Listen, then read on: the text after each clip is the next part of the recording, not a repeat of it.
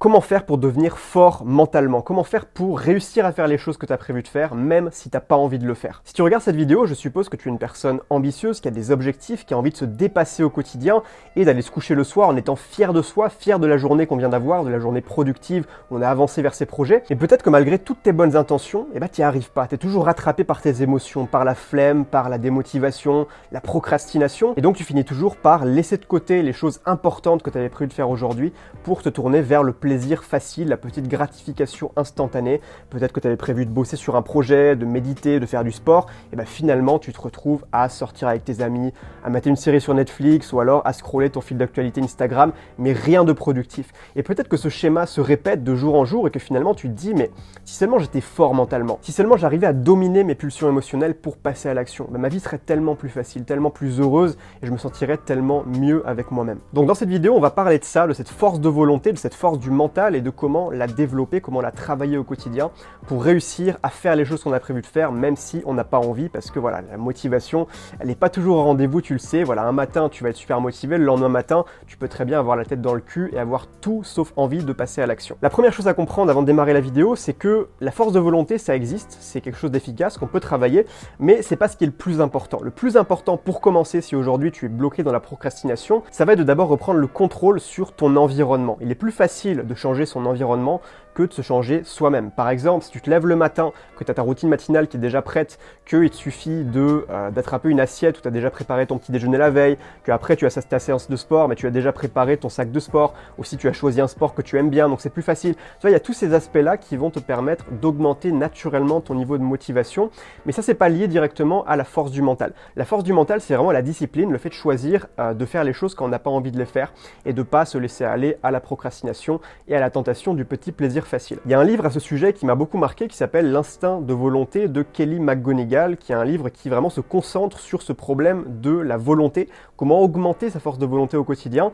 Il y a énormément d'études scientifiques qui sont citées, c'est vraiment très intéressant. Si jamais tu es intéressé vraiment pour creuser ce domaine en profondeur, je te recommande ce livre. L'idée principale qu'il faut retenir par rapport à la force de volonté, la force du mental, c'est que ça se travaille exactement comme un muscle. Quand tu fais de la musculation en salle de sport, ce que tu vas faire, c'est que tu vas répéter des exercices, comme par exemple du curl halter comme ceci, et tu vas donc déchirer les fibres musculaires dans, ici par exemple, le biceps. Et le muscle va ensuite répondre en se reconstruisant plus gros. Plus tu pratiques l'exercice, plus ton muscle grossit. Alors il y a les limites naturelles évidemment, mais la discipline, la force de volonté, ça se comporte exactement de la même manière. Plus tu vas t'entraîner à prendre la décision difficile, la décision de faire ce que tu as prévu de faire au lieu de procrastiner et de faire autre chose, plus tu vas développer cette capacité à refaire le même choix, la bonne décision plus tard. En gros, plus tu fais preuve de volonté au quotidien, plus ton muscle de la volonté grossit et devient plus fort. La première chose que je te conseille pour muscler ta volonté, c'est surtout de commencer petit, de ne pas commencer trop gros. Si aujourd'hui ton muscle de la volonté est tout atrophié parce que tu l'utilises jamais, parce que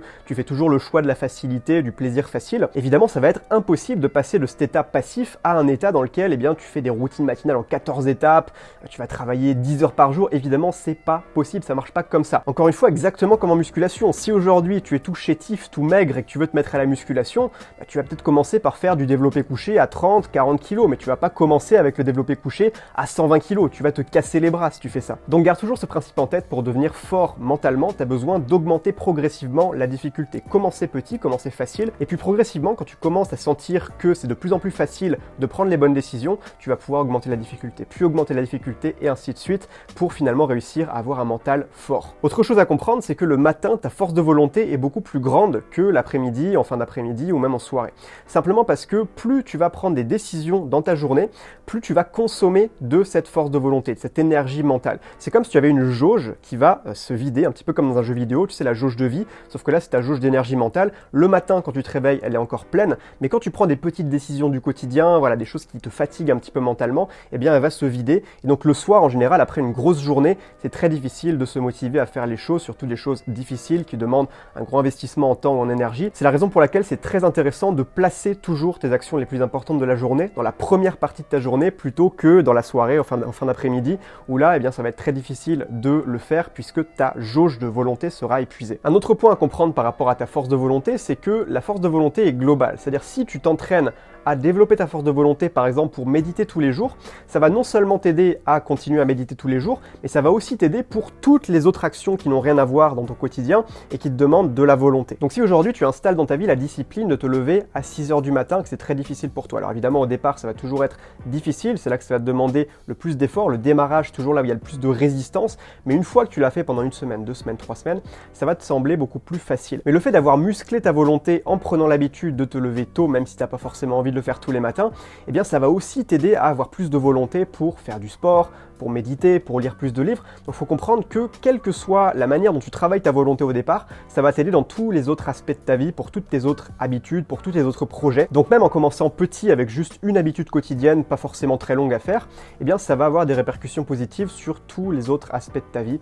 Ça va te permettre de prendre les meilleures décisions pour tous les autres domaines. Pour devenir plus fort mentalement, il y a aussi un concept qui est très important à comprendre, c'est le fait que chaque jour compte. Chaque jour est extrêmement important.